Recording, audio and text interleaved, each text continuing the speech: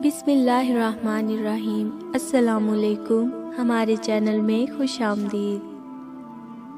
پھولوں کی دھیمی دھیمی خوشبو چار سو پھیلی ہوئی تھی اور وہ اپنے آپ میں سمٹی بیٹھی، نہ چاہتے ہوئے بھی اپنے شریک حیات کے اندر آنے کا انتظار کر رہی تھی۔ وہ شخص جس کو اس نے چند گھنٹے پہلے ہی قبول کیا تھا، خود کو پوری طرح اس کے سپرد کرنے کے لیے وہ خود کو کافی حد تک تیار کر چکی تھی، لیکن اس کا ماضی، ہائے وہ ماضی جو اس کے حال کا پیچھا چھوڑنے پر آمادہ ہی نہ تھا۔ ایک نئی زندگی کی عین شروعات پر اس کا دماغ اسے ماضی میں دھکیلنے میں کامیاب ہو چکا تھا۔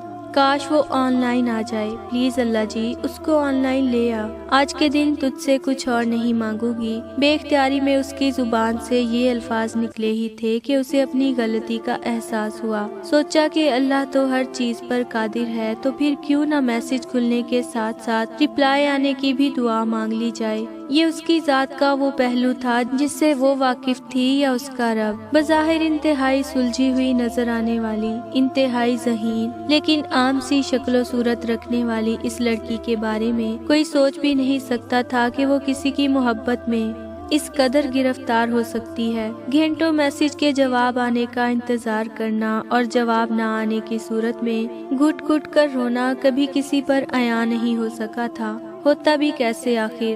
ذہین بھی تو اتنی تھی، جانتی تھی کہ اس بات کی کسی کو بھنک بھی پڑ گئی تو ماں باپ کا سر ہمیشہ کے لیے جھک جائے گا، جو وہ کبھی برداشت نہیں کر سکتی تھی۔ یہی وجہ تھی جو وہ اس کے بار بار اصرار کرنے کے باوجود اس سے کال پہ بات کرنے پر آمادہ نہیں ہوئی تھی۔ شاید اسی وجہ سے وہ اس کے میسیجز کو اکثر نظر انداز کر دیتا تھا۔ یوں اس کا دل ہر وقت نفس اور ضمیر کا میدان جنگ بنا رہتا تھا۔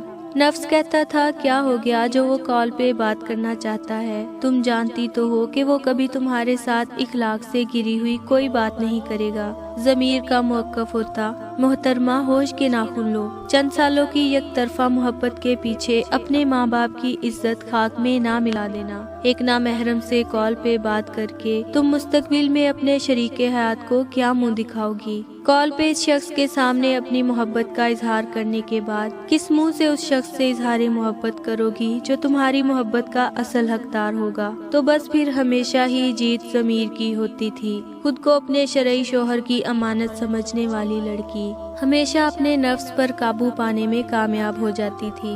اسی کردار کی مضبوطی نے 6 سال بعد بھی اسے محبت میں بے باک نہیں ہونے دیا تھا۔ 2 دن قبل کیے گئے میسج کا جواب آ گیا تھا۔ سکرین پر اس کا نام روشن ہوتے ساتھ ہی ہمیشہ کی طرح اسے اپنی قسمت روشن ہوتی معلوم ہوئی۔ ہزاروں خوش فہمیاں دل میں سجائے میسج کھولا تو ہر لفظ اس کے دل کو ڈبوتا چلا گیا۔ والسلام، میں تھوڑا مصروف تھا اس لیے جلد رپلائی نہ کر سکا۔ ویسے بھی تمہیں معلوم ہے مجھے میسج ٹائپ کرنا پسند نہیں، اس لیے جب بالکل فری ہوتا ہوں تو جواب لکھتا ہوں۔ خیر تم نے پوچھا تھا کہ میرا شادی کا کیا ارادہ ہے، تو فی الحال میں شادی نہیں کرنا چاہتا، تم سے کیا کسی سے بھی نہیں کرنا چاہتا۔ دیکھو تم ایک اچھی لڑکی ہو لیکن میں اتنا اچھا نہیں ہوں۔ میرا سرکل بہت براڈ مائنڈڈ ہے، میں ایسی بیوی چاہتا ہوں جو میرے ساتھ میرے فرینڈ سرکل میں چل سکے۔ تم بہت اچھی ہو لیکن تم میری ٹائپ کی نہیں ہو، سوری میں تم سے شادی نہیں کر سکتا۔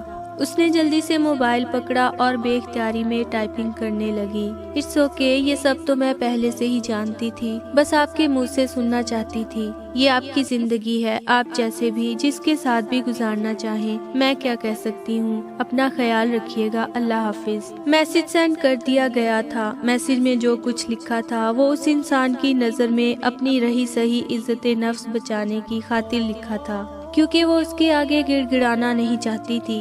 وہ فیصلہ کر چکا تھا، اس کی خاطر وہ اپنا فیصلہ بدلنے والا نہیں تھا، تو بہتر تھا اس کو خوشی خوشی رخصت کیا جائے، جو اس نے کر دیا تھا۔ موبائل کو تکیے کے نیچے دے کر وہ کچھ لمحے گمسم لیٹی رہی، دماغ بالکل سن ہو گیا تھا۔ وہ خاموشی سے لیٹی چھت کو تکتی رہی۔ رونے کے لیے بھی ہمت چاہیے ہوتی ہے جو وہ ابھی اکٹھی نہیں کر پا رہی تھی۔ دروازے کو بڑے ادب سے کھولا گیا تھا۔ اس نے فوراً لیکن بڑی احتیاط سے آنسو صاف کیے تاکہ میک اپ نہ خراب ہو جائے۔ دروازہ کھولنے والا اب اندر داخل ہو کر دروازہ بند کر رہا تھا اور وہ لمبی لمبی سانسیں لے کر خود کو نارمل کرنے لگی۔ وہ اب اس کے قریب آ کر بیٹھ گیا اور آہستہ سے سلام کیا۔ वालेकुम अस्सलाम, महानूर ने जवाब दिया। वो थोड़ी देर उसे देखता रहा, फिर उठा और अलमारी में से एक डिबिया निकाल लाया। वो दोबारा उसके सामने बैठ गया और नरमी से उसका हाथ पकड़कर रिंग पहना दी। ये तुम्हारी मुंह दिखाई है, मैंने खुद खरीदी थी। आई होप तुम्हें पसंद आएगी, अच्छी है ना? महानूर जो हाथ पकड़ने पर पूरे वजूद से हिल गई थी, सिर्फ हाँ में सर ही हिला सकी। मैं इसके अलावा भी तुम्हें एक तोहफा देना चाहता हूँ जो इस रिंग से ज्यादा कीमती है, बोलो कबूल करोगी ना? उसका हाथ अभी भी उसके हाथ में था। उसने फिर हल्का सा सर हिला दिया। देखो महानूर, शरई हम सफर अल्लाह की बहुत बड़ी नेमत होती है। अल्लाह ने आज तुम जैसी शरीफ, दीनदार और पढ़ी लिखी लड़की को मेरी शरीक हयात बनाकर मुझ पर बहुत बड़ा इनाम किया है। मैं उसका शुक्र अदा करना खुद पर वाजिब समझता हूँ। वो नजरें झुकाए खामोशी से उसे सुनती रही। तो मैं उसका शुक्र अदा करने के लिए तुम्हारा हाथ पकड़कर तुम्हें अपने साथ साथ सूरह फातिहा पढ़वाना चाहता हूँ। यही मेरा गिफ्ट है, बोलो कबूल है? पढ़ोगी मेरे साथ साथ? उसने उसके हाथ पर अपनी गिरफ्त मजबूत करते हुए उसे थोड़ा सा अपनी जानिब खींचते हुए पूछा। जी क्यों नहीं, इस बार उसने थोड़ी हिम्मत से जवाब दे दिया, क्योंकि उसे वाकई ही उसकी सोच पसंद आई थी। फिर दोनों ने मिलकर अलहम्द शरीफ पढ़ी और आखिर पर उसने महानूर के हाथ पर बोसा देकर उसके हाथ पर दूसरा हाथ भी रख दिया। वो एक बार फिर रूह तक हिल गई। मैं आज तुम्हें अपने बारे में चंद बातें बताना चाहता हूँ जिन्हें जानना तुम्हारे लिए बहुत जरूरी है। देखो, मैं एक सीधा सादा सा इंसान हूँ। मैं आजकल के लड़कों की तरह ब्रांडेड कपड़े नहीं पहनता, लेकिन जो भी पहनता हूँ अपनी कमाई और हैसियत के मुताबिक पहनता हूँ। मेरे दोस्त बहुत गिने चुने से हैं और मैं उनके साथ ही खुश रहता हूँ। मेरा कोई दोस्त सिगरेट नहीं पीता, पान नहीं खाता, न मेरे अंदर ऐसी कोई आदत है। मैं बहुत इबादत गुजार नहीं हूँ, पर मैं किसी को धोखा भी नहीं देता, ना तुम्हें कभी दूंगा। बस गुस्सा थोड़ा ज्यादा आता है, मगर जल्द ही उतर जाता है। बस इन सब के अलावा ना मेरे अंदर कोई खूबी है ना खामी, बोलो कबूल हूँ? अब वो मैनी खेस नजरों से उसे देख रहा था। जी कबूल है, उसने होंठों पर हल्की सी मुस्कुराहट सजाए जवाब दिया। उसकी बातें, उसका अंदाज सादा लेकिन खरा लहजा उसे बहुत अच्छा लगा था। तुम्हें कुछ चाहिए तो नहीं? आई मीन चाय, या अगर भूख लगी हो तो भाभी से कहकर खाना मंगवा देता हूँ। आई नो तुमने स्टेज पर ठीक से कुछ खाया नहीं था, वो इंतहाई अपनायत से पूछ रहा था। वो हैरानगी से उसकी तरफ देखने लगी, क्योंकि खाना खाते वक्त तो वो अपनी बहन को तंग करने में मसरूफ था, जिसने अपनी प्लेट सलाद से भर ली थी। उसे अंदाजा नहीं था कि वो उसे भी नोट कर रहा था। थोड़ी देर के तवक्कुफ के बाद उसने दोबारा पूछा, कुछ खाना है तो बता दो, खाने पीने के मामले में शर्माते नहीं होते। मैं तो बिल्कुल नहीं शर्माता। वो हंसते हुए ऐसे बात कर रहा था जैसे उसे बरसों से जानता हो। महानूर को वो बहुत अपना अपना सा लगा। नहीं, सिर्फ चाय, उसने हल्की सी मुस्कुराहट के साथ जवाब दिया। ओके, मैं भाभी से चाय का कह देता हूँ। मेरा एक दोस्त कनाडा से आया था खास हमारी शादी अटेंड करने, उसे एयरपोर्ट ड्रॉप करना है, इफ यू डोंट माइंड। अब वो खड़ा होकर इजाजत तलब नजरों से उसे देख रहा था। ओके, ध्यान से जाइएगा, उसने जवाब दिया। ओके बॉस, जल्दी वापस आ जाऊंगा, तब तक रेस्ट कर लो, लेकिन प्लीज सो ना जाना, तुम्हारे लिए चाय भिजवाता हूँ। वो शरारती अंदाज में कहता हुआ बाहर निकल गया। उसने बेड के साथ टेक लगाकर आंखें मूंद लीं। राफिया के साथ गुजारे गए ये चंद लम्हात उसके दिल से शादी के हवाले से पैदा होने वाले बहुत से खदशात को दूर कर गए थे। बिलाशुबा वो एक सादी तबीयत का इंसान था, ऐसा इंसान जो उस जैसी लड़की के लिए बिल्कुल परफेक्ट था। अगर उस पर एक तल्ख माजी का साया ना होता तो आज वो राफिया से मिलने के बाद खुद को खुशकिस्मत तरीन औरत समझती, लेकिन माजी का तल्ख तजुर्बा उसके हाल की खुशियों को बेजायका करने पे बाजिद था। वो एक बार फिर यादों की गहरी खाई में जा गिरी थी। उसने तकिए के नीचे से मोबाइल निकाला और दोबारा मैसेज पढ़ने लगी। उसका हर लफ्ज उसे अपनी ही नजर में बेवकत करता गया। उसे एक ऐसी चीज पर रिजेक्ट किया गया था जिसे वो अपनी जात का खासा समझती थी। वो कभी भी मॉडर्न बनने की ख्वाहिश में मुब्तला नहीं हुई थी। उसने कभी अपनी जाहिरी हालत संवारने के लिए वो सब नहीं किया जो आमतौर पर लड़कियां करती थी। वो हमेशा यही चाहती थी कि उसकी असल को कबूल किया जाए, सराहा जाए, लेकिन ऐसा नहीं हुआ था। आज वो शख्स उसे उसकी सादगी, उसकी असल को रिजेक्ट कर गया था। اس کا ماڈرن اور براڈ مائنڈڈ نہ ہونا اس کا سب سے بڑا گناہ بنا دیا گیا تھا، جس کی سزا کے طور پر اسے اپنی محبت ہارنی پڑی۔ ایک لمحے کے لیے اسے خود سے نفرت ہونے لگی۔ آنسو تھے کہ رکنے کا نام نہیں لے رہے تھے، نہ وہ انہیں روکنے کی کوشش کر رہی تھی، نہ جانے وہ کب تک روتی رہی تھی۔ آنسو کب اس کی آنکھوں سے بہتے ہوئے ٹھوڑی تک پہنچ گئے اسے علم ہی نہ ہوا۔ بھابھی چائے لے کر اندر آ چکی تھی۔ اوہو، کیا ہوا مہنور؟ تم رو کیوں رہی ہو؟ کیا ہوا؟ وہ اس طرح اسے روتے دیکھ کر واقعی ہی پریشان ہو گئی تھی۔ جلدی سے چائے سائڈ ٹیبل پہ رکھ کر اس کے پاس آ کر بیٹھ گئی۔ کیا ہوا ہے مہنور؟ گھر والوں کو مس کر رہی ہو یا رافع نے کچھ کہا ہے؟ وہ خود سے اندازے لگانے لگی۔ نہیں، ایسا کچھ نہیں ہے، بس رخصتی کے وقت سب لوگ رو رہے تھے، وہ یاد کر کے آنکھیں بھر آئیں۔ اس نے موقع کی مناسبت سے بالکل پرفیکٹ جھوٹ بولا تھا، جو بھابھی کو مطمئن کرنے کے لیے کافی تھا۔ وہ اسے حوصلہ دینے لگی اور چائے پینے تک اس کے پاس بیٹھی، ادھر ادھر کی باتیں کرنے لگی۔ بس کریں بھائی، میری بیوی کے کان بھرنا کوئی فائدہ نہیں، میں پہلے ہی اسے اپنی پارٹی میں شامل کر چکا ہوں۔ کیوں مہنور؟ وہ اندر آتے ہی دونوں سے مخاطب ہوا تھا۔ ہاں کیوں نہیں، کر لو بھائی اسے اپنی پارٹی میں شامل، تمہارے لیے ہی تو ڈھونڈ کر لائے ہیں، ہمیشہ خوش رہو۔ وہ رافع کے کندھے پر ہلکی سی تھپکی لگاتی ہوئی باہر چلی گئی۔ وہ دروازہ بند کر کے اس کے پاس آ کر بیٹھ گیا۔ وہ اس کے سامنے بیٹھا مسلسل اسے دیکھ رہا تھا۔ مہنور کی بے چینی بڑھتی جا رہی تھی۔ رافع اس کی حالت سے لطف اندوز ہو رہا تھا اور زیر لب مسکرا رہا تھا۔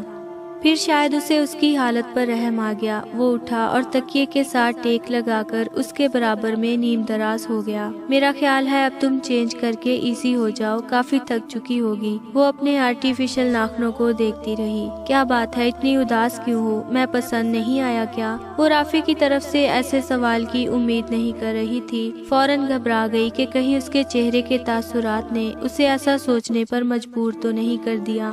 وہ ہونٹوں میں مسکراہٹ دبائے اسے دیکھ رہا تھا۔ مہنور کو اندازہ ہو گیا کہ یہ مذاق تھا۔ نہیں، ایسا نہیں ہے، مجھے یہ ناخن اریٹیٹ کر رہے ہیں۔ اس نے بہرحال وضاحت دینا ضروری سمجھا۔ وہ تو یہ تمہارے اصل ناخن نہیں ہیں؟ شکر ہے، میں تو سمجھا تھا تم سے ڈر کر رہنا پڑے گا، اس نے خوفزدہ ہونے کی ایکٹنگ کرتے ہوئے کہا۔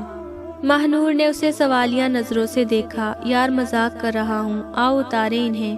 وہ ٹیک چھوڑ کر اس کی طرف رخ کر کے بیٹھ گیا۔ نہیں اتر سکتے نا؟ مہنور نے بے بسی سے کہا۔ لاؤ میں کوشش کرتا ہوں۔ اس نے اس کا ہاتھ پکڑ کر انگوٹھے کا ناخن اوپر اٹھانا چاہا تو مہنور نے سی کی آواز کے ساتھ ہاتھ کھینچ لیا۔ ایسے نہیں اتریں گے، وہ اس کی آنکھوں میں آنکھیں ڈال کر کہہ رہی تھی۔ تو پھر کیسے اتریں گے؟ اس نے بھی اس کی آنکھوں میں دیکھتے ہوئے کہا۔ گرم پانی سے اتریں گے، مہنور نے تھوڑا سنبھلتے ہوئے جواب دیا۔ اس وقت تو سب سو چکے ہوں گے، رکو میں پانی گرم کر لاتا ہوں، تم اتنی دیر چینج کر لو۔ وہ یہ کہتا ہوا باہر نکل گیا۔ مہنور نے جیولری اتاری اور چینج کرنے چلی گئی۔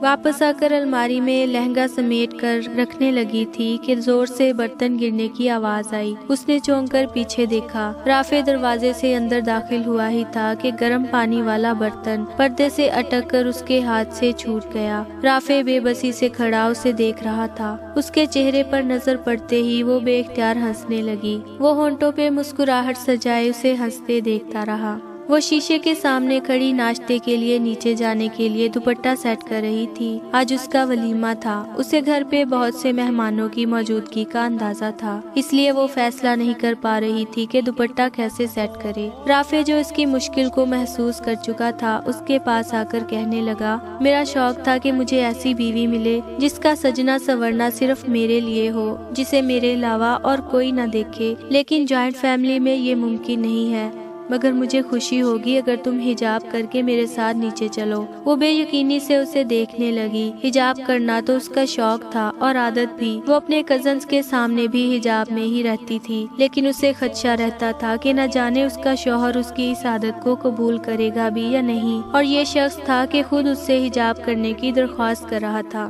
اسے بے اختیار اپنے شریک حیات پر پیار آنے لگا اور آنکھیں فرتے جذبات سے بھیگ گئیں۔ جی، وہ بس اتنا ہی کہہ پائی اور آنکھیں چھپانے کی خاطر منہ پھیر کر دراز میں سے کچھ ڈھونڈنے لگی۔ رافع نے تھینکس کہتے ہوئے کپڑے اٹھائے اور واش روم چلا گیا۔ وہ حجاب کی پنیں لگانے لگی۔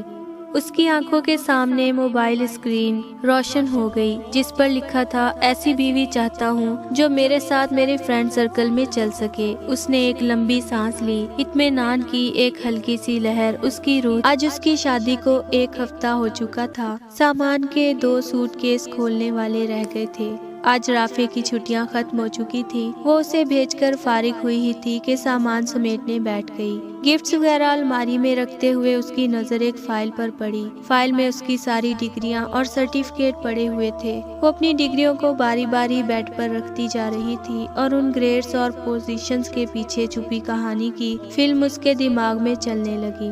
اسے یاد آنے لگا کہ کیسے اس نے خود کو حارث کے قابل بنانے کے لیے دن رات محنت کر کے یہ گریڈز حاصل کیے تھے، کیونکہ وہ ہر لیول پر ٹاپ کرتا تھا۔ وہ اس کی ذہانت اور قابلیت کی دیوانی ہو گئی تھی، کیونکہ اسے میچور اور سمجھدار لوگ پسند تھے، اور یہ دونوں خوبیاں اسے اپنے خاندان میں سے صرف حارث میں نظر آئی تھی، اور صرف اس کو متاثر کرنے کے لیے وہ بھی دل لگا کر پڑھنے لگ گئی تھی۔ وہ سمجھتی تھی کہ خالی اس کی خواہش کرنے سے کچھ نہیں ہوگا، خود کو اس کے قابل بنانا پڑے گا تو وہ خود بخود اس کی جانب متوجہ ہو جائے گا۔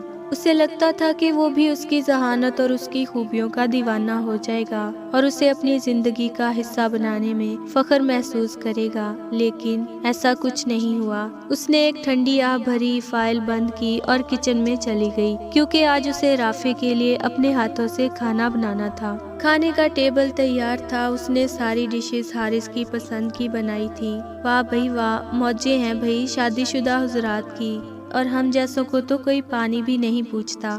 نافع نے کرسی کھینچ کر بیٹھتے ہوئے کہا۔ نافع رافع سے 2 سال ہی چھوٹا تھا۔ ہر بھائی بھابھی کو دیکھ کر اپنی شادی کا رونا رونا اس کی پرانی عادت تھی۔ ماہنور نے پانی کا گلاس بھرا اور اس کے سامنے رکھ دیا۔ ٹیبل پہ موجود سب لوگ ہنسنے لگے۔ بھابھی اتنی ظالم نہ بنے، کچھ کھانے کو دے دیں، وہ چہرے پر جھوٹی معصومیت سجا کر کہنے لگا۔ رافع کے آنے سے پہلے کسی چیز کو ہاتھ بھی نہ لگانا، نہیں تو اسے خالی برتن ہی ملیں گے۔ بڑی بھابھی نے جواب دیا، آپ میرے کھانے پینے پر نظر رکھنے کی بجائے اپنے شوہر کی توند کی طرف دھیان دیں۔ اس نے بڑے بھائی کے پیٹ کی طرف اشارہ کرتے ہوئے کہا، جنہوں نے فوراً سانس اندر کھینچ لیا۔ ایک بار پھر سب لوگ ہنسنے لگے۔ ماہنور کو آج پہلی بار پوری فیملی کے ساتھ بیٹھنے کا اتفاق ہوا تھا۔ اس سے پہلے تو وہ رافع کے ساتھ دعوتیں اٹینڈ کرنے میں مصروف تھی۔ وہ سب لوگوں کی باتیں سن کر ہنستی رہی۔ رافع کی فیملی بھی اس کی طرح زندہ دل ہے، اس نے سوچا۔ وہ کچن سے کام ختم کر کے کمرے میں آئی اور بیڈ شیٹ سیٹ کرنے لگی۔ اچانک فون کا الارم بجنے لگا۔ اسے حیرت ہوئی کہ اس وقت الارم کیسے بج سکتا ہے۔ وہ الارم دراصل ریمائنڈر تھا، حارث کے برتھ ڈے کا ریمائنڈر۔ موبائل پر آج کی تاریخ پڑھتے ہی وہ 1 سال پیچھے پہنچ گئی تھی۔ سب لوگ سو چکے تھے، لیکن نیند اس کی آنکھوں کے قریب سے بھی نہیں بٹکی تھی۔ وہ بار بار موبائل پر ٹائم دیکھتی، لیکن وقت تو جیسے رک سا گیا تھا۔ ابھی 11 بجے تھے۔ وہ صبح سے اسے برتھ ڈے وش کرنے کے لیے الفاظ اکٹھے کر رہی تھی، لیکن کامیاب نہیں ہو پا رہی تھی۔ وہ آج اسے ایسے الفاظ میں وش کرنا چاہتی تھی جن سے ماہنور کے دل میں موجود اس کی قدر اور مقام واضح ہو جائے۔ وہ 10 بجے سے بیٹھی نہ جانے کتنی بار میسج لکھ کر ڈیلیٹ کر چکی تھی۔ آخرکار وہ 1 گھنٹے کی مسلسل کوشش سے الفاظ کا تانا بانا جوڑ کر ایک ایسا میسج لکھنے میں کامیاب ہو گئی تھی جو ان تمام نیک تمناؤں کا احاطہ کرتا تھا جو وہ اپنے دل میں اس کے لیے رکھتی تھی۔ السلام علیکم، کیسے ہیں آپ؟ امید کرتی ہوں کہ آپ بالکل ٹھیک ہوں گے، کیونکہ میں دن رات آپ کی صحت کی دعائیں کرتی ہوں۔ میں چاہتی ہوں کہ آپ کے برتھ ڈے پر آپ کے موبائل کی اسکرین پر سب سے پہلے میرا میسج پہنچے، اس لیے 5 منٹ پہلے میسج کرنے لگی ہوں۔ آپ کو آج کا دن بہت بہت مبارک۔ اللہ آپ کو صحت اور تندرستی اور ایمان والی لمبی عمر عطا کرے۔ آپ ہمیشہ ترقی کریں، ناکامی آپ کے قریب بھی نہ بھٹکے۔ آپ کی ہر دعا قبول ہو، آپ پر غم کا کبھی سایہ تک نہ پڑے۔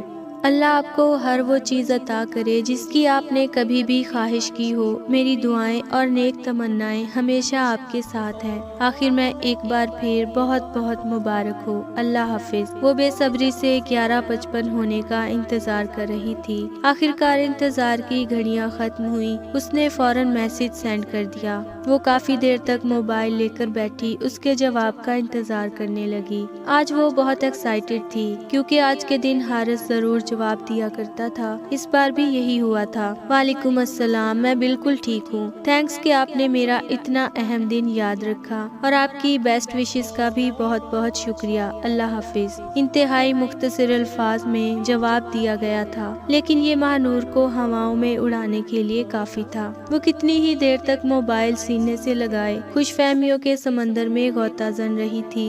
अपने पागलपन को याद करके उसके होंठों पर एक अफसुर्दा सी मुस्कुराहट फैल गई और स्क्रीन पर लिखा उसका नाम धुंधला पड़ने लगा। कुछ देर अपने दिल का गुबार निकालने के बाद उसने आंखें साफ की और घर के कामों में मसरूफ हो गई। लेकिन आज के दिन उसकी यादों को फरामोश करना इतना आसान नहीं था। उसे लगता था कि हारिस की जिंदगी में कोई लड़की नहीं होगी, क्योंकि वो इंतहाई रिजर्व रहने वाला इंसान था और हारिस की फेसबुक आईडी में भी दूर दूर तक उसके अलावा कोई लड़की नहीं पाई गई थी, ना फ्रेंड लिस्ट में और ना ही किसी पोस्ट के कमेंट सेक्शन में। उसने काफी छानबीन की थी और फैमिली में से भी वो वाहिद लड़की थी जिसे हारिस ने FB पर फ्रेंड बना रखा था। कभी कभी वो इसी बात को सोचकर हवाओं में उड़ती रहती थी। खैर, वो उस दिन हवाओं में उड़ते उड़ते सीधी जमीन पर आ गिरी जब हारिस ने उसे अपनी दूसरी आईडी के बारे में बताया था। यूनिवर्सिटी से आते ही उसने कंप्यूटर ऑन किया तो हारिस को ऑनलाइन पाया। वो बहुत कम ऑनलाइन आया करता था। उसने जल्दी से उसे अस्सलामुअलैकुम का मैसेज किया, जो फौरन देख लिया गया था। वो मारे खुशी के फूली ना समा रही थी। वो भी शायद उससे बात करने के मूड में था। आज उन्होंने पहली बार आधे घंटे तक चैट की थी। वो बहुत खुश थी कि अचानक अम्मी की आवाज़ आई जो उसे फौरन आने का कह रही थी। वो चारों नाचार भागी भागी अम्मी की बात सुनने गई, लेकिन वापस आने तक वो जा चुका था और उसके लिए एक मैसेज छोड़ गया था। सुनो, मेरी ये आईडी जस्ट फैमिली आईडी है। मैं यहाँ बहुत कम लॉग इन करता हूँ। फ्रेंड्स के लिए मैंने एक और आईडी बना रखी है। तुम्हें लिंक दे रहा हूँ, रिक्वेस्ट सेंड कर देना। मैं जब वहाँ लॉग इन हुआ तो एक्सेप्ट कर लूँगा। अब मैं बिजी हूँ, बाय। वो बहुत एक्साइटेड हुई, फौरन रिक्वेस्ट सेंड की जो अगले दिन एक्सेप्ट हो गई। महानूर ने जैसे ही आईडी विजिट करना शुरू की, उसे एक के बाद एक शौक लगता गया। यहाँ उसकी बहुत सी तस्वीरें मौजूद थीं जिनमें वो लड़कियों के साथ काफी फ्रैंक नजर आ रहा था। एक तस्वीर में वो अपनी फ्रेंड्स के साथ रेस लगाने के लिए पोजीशन सेट कर रहा था, तो दूसरी में उसका पूरा ग्रुप उसकी बर्थडे मना रहा था। तस्वीर में मौजूद लड़कियों का ताल्लुक लड़कियों की इस किस्म से था जो दुपट्टा तक ओढ़ने की रवादार न थी। तकरीबन वही 2-4 लड़कियां और लड़के उसके साथ हर तस्वीर में मौजूद थे। उसे अंदाजा हो गया था कि वो सब उसके फ्रेंड्स थे। उसका भरम टूट गया था और बहुत सी उम्मीदों पर भी पानी फिर गया था। उसे समझ नहीं आ रही थी कि वो क्या करे। ये सब उसकी फ्रेंड्स हैं, उसका ये मतलब तो नहीं ना कि वो उनमें से किसी को पसंद करता है या वो बीवी भी उन जैसी पसंद करेगा। उसने इस सोच के साथ अपने डूबते दिल को सहारा दिया था। राफे कमरे में दाखिल हुआ तो उस पर नजर पड़ते ही दिल थाम कर रह गया। उसने सुर्ख रंग की लॉन्ग मैक्सी पहन रखी थी जिस पर गोल्डन एम्ब्रॉयडरी हुई थी। उसके साथ सोने का सेट पहने हुए वो बिल्कुल नई नवेली दुल्हन लग रही थी। अंदर आते ही खुशगवार हैरत का शिकार हुआ था। इससे पहले उसने महानूर को कभी इतना सजते नहीं देखा था। वो उसके पास आकर खड़ा हो गया। आज तो बड़ी जालिम लग रही हो। वो बिल्कुल उसके पीछे खड़ा था। महानूर का चेहरा खुशी और शर्म से तिमतमाने लगा। क्या ऐसा नहीं हो सकता कि सब लोग चले जाएं और मैं और तुम? उसने उसे कंधों से पकड़कर अपनी जाने मोड़ते हुए बात अधूरी छोड़ दी। वो चाहता था बाकी बात उसकी सांसें उसे समझाएं। वो कंधों से पकड़े उसे आहिस्ता से अपने करीब कर रहा था कि भाभी ने दरवाजा नॉक कर दिया। आ जाए भाभी, महानूर ने खुद को उसकी गिरफ्त से आजाद करवाते हुए कहा और एक शरारती सी मुस्कुराहट उसके चेहरे पर फैल गई। हो गई तैयार? वाह, तुम्हारा ड्रेस कितना खूबसूरत लग रहा है। भाभी भी अंदर आते ही तारीफ किए बगैर ना रह सकी। थैंक यू भाभी, आप भी बहुत अच्छी लग रही हैं, स्पेशली आपका हेयर स्टाइल। उसने मुस्कुराते हुए जवाब दिया और हिजाब करने लगी। यार मानो, आज तो ना करो ये, भाभी ने खफगी से कहा। क्या ना करूं भाभी? उसने हैरत से पूछा। राफे जो उम्मीदों पर पानी फिरने के बाद बेड पर ढेर हो गया था, ان دونوں کی طرف متوجہ ہو گیا۔ میں حجاب کی بات کر رہی ہوں ڈیئر۔ آج شادی کے بعد تم پہلی بار ہماری فیملی میں کسی شادی پر جا رہی ہو، اور میرا خیال ہے کم از کم آج کے دن تمہیں حجاب نہیں کرنا چاہیے۔ ہماری فیملی کی لڑکیاں بہت ماڈرن ہیں۔ وہ تو بھابھی کی بات ابھی جاری تھی کہ رافع اٹھ کے بیٹھ گیا اور ان کی بات کاٹ کر کہنے لگا، بھابھی ہماری فیملی کی لڑکیاں جو مرضی کرتی ہوں، مہنور صرف وہ کرے گی جو مجھے پسند ہوگا اور جس میں وہ خود کمفرٹیبل ہو، اور اس کا حجاب کرنا ہم دونوں کا مشترکہ فیصلہ ہے۔ میرا خیال ہے اس سے کسی کو کوئی ایشو نہیں ہونا چاہیے۔ وہ اپنے روایتی دو ٹوک انداز میں بات کر رہا تھا۔ مہنور اس کی پشت کی جانب کھڑی اس کے چہرے کے تاثرات نہیں دیکھ پا رہی تھی، لیکن اس نے بھابھی کے چہرے سے مسکراہٹ غائب ہوتے دیکھی تھی۔ دیکھیں بھابھی، آپ جانتی ہیں مجھے فیشنیبل لڑکیاں پسند نہیں ہیں۔ اگر پسند ہوتی تو میں فیملی سے باہر شادی کروانے کی ضد نہ کرتا۔ آپ تو سب جانتی ہیں نا۔ اس بار وہ قدرے نرم لہجے میں بات کر رہا تھا۔ ٹھیک ہے، تم فکر نہ کرو، مہنور جیسے بھی گیٹ اپ میں جانا چاہتی ہے چلی جائے، کوئی اسے کچھ نہیں کہے گا، میں اس کے ساتھ ہی ہوں گی۔ وہ اس کے پوائنٹ کو سمجھ چکی تھی اور اب اسے تسلی دے رہی تھی۔ مہنور نے ساری گفتگو میں خاموش رہنا ہی مناسب سمجھا تھا۔ شادی میں بہت سے لوگوں نے اسے عجیب نظروں سے دیکھا تھا، لیکن بھابھی کی باروب شخصیت کے سامنے کچھ کہنے کی ہمت نہیں کی تھی۔ وہ تقریباً پورے فنکشن میں اس کے ساتھ ہی رہی تھی۔ وہ رات کو تھوڑا لیٹ واپس آئے تھے۔ اس نے آتے ہی چینج کیا اور خاموشی سے رافع کے پہلو میں آ کر لیٹ گئی۔ کیا ہوا؟ کسی نے کچھ کہا؟ رافع نے موبائل چارجنگ پر لگاتے ہوئے پوچھا۔ نہیں، کچھ بھی نہیں، اس نے مختصر سا جواب دیا۔ تو پھر اس خاموشی کی وجہ؟ اب وہ بھی موبائل رکھ کر لیٹ چکا تھا۔ کچھ نہیں، بس ایسے ہی کچھ سوچ رہی تھی۔ کیا سوچ رہی تھی جانے من؟ وہ اکیلے میں ہمیشہ اسے ایسے ہی پکارتا تھا۔ بتانا ضروری ہے کیا؟ انتہائی ضروری ہے۔ اب اس نے اپنا بازو اس کے سر کے پاس کر دیا اور مہنور اس پہ سر رکھ کر تھوڑا اور اس کے قریب کھسک گئی۔ میں سوچ رہی تھی کہ آپ کی فیملی کی لڑکیاں تو بہت خوبصورت ہیں۔ تھوڑے توقف کے بعد اس نے خود ہی بات شروع کر دی۔ ہاں ہے تو، اس نے لاپرواہی سے جواب دیا۔ تو آپ نے ان میں سے کسی سے شادی کیوں نہیں کی؟ مجھ سے کیوں کی؟ آخرکار وہ اصل مدعے پر آ گئی۔ رافع نے ہلکا سا قہقہا لگایا۔ وہ تھوڑے غصے سے اسے دیکھنے لگی۔ یار یہ کیسا سوال ہے؟ اس نے پوچھا۔ یہ بہت اہم سوال ہے، مہنور نے جواب دیا۔ بتاتا ہوں جانے من۔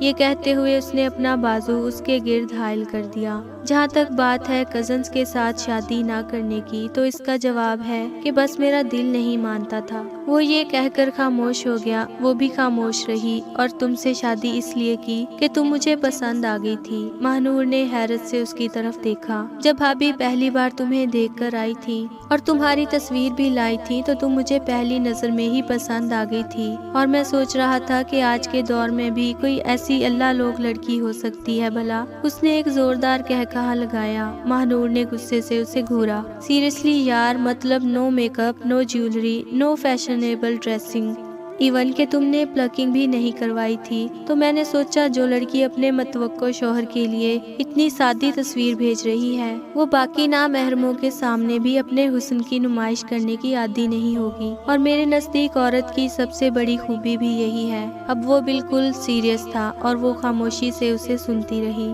پھر جب بھابھی نے بتایا کہ تم نے MSc کر رکھی ہے تو میں نے کہا ڈن کریں، بچوں کی ٹیوشن فیس کا خرچہ بچے گا۔ اس نے پھر کہقہا لگایا تھا۔ اس بار وہ بھی ہنسنے لگی تھی۔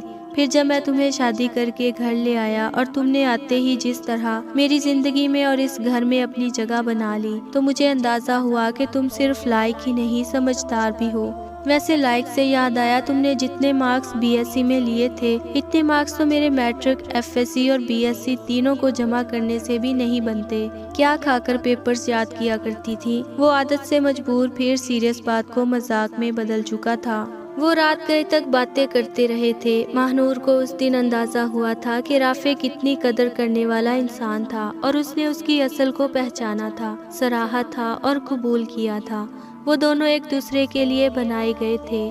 اس رات مہنور کو اپنے سر سے ماضی کے سائے چھٹتے ہوئے محسوس ہوئے، اور اس کے دل میں رافع کی قدر پہلے سے کئی گنا زیادہ ہو گئی تھی۔ اگلی صبح کام سے فارغ ہو کر وہ کمرے میں آ گئی۔